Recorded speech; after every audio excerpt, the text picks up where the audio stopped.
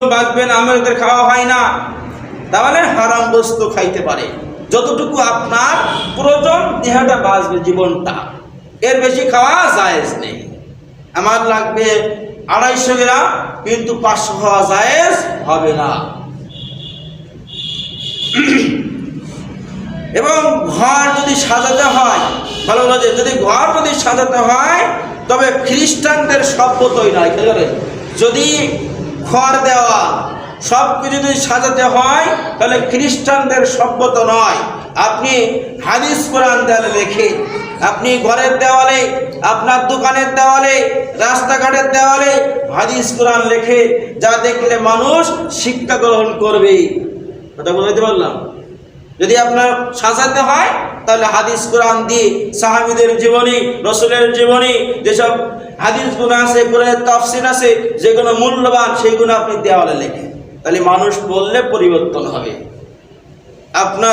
আমরা খ্রিস্টানদের সভ্য দিয়া তাদের সংস্কৃতি আমরা আঁকি না, বলে এগুলো আঁকা যাবে না। আমি অল্প সংখ্যে বললাম, মাদকের সরাসরি 31 নাইট আসলে মাদকের সরাসরি হয় না, বলে কি হয় না? রাত্রে যুবকরা মিলে স্কুল, কলেজ, ক্যাম্পাসে, বিভিন্ন হোটেলে, ইউনিভার্সিটিতে তাদের রাত্রি উদযাপন করে 31 নাইট দামি দামি মদ কিনে আসে, আসে না, বলে গেঁজা নিয়ে আসে, ফেন্সিডিল নিয়ে আসে, ইয়াবে নিয়ে আসে। রাত কখন 12টা বাজবে সেই অপেক্ষায় থাকবে, 12টা 1 হবে, কখন জানুয়ারি পড়বে সেই অপেক্ষায় থাকে। আমার আপনার তো আগামীকাল মৃত্যু সংবাদ আসতে পারে না?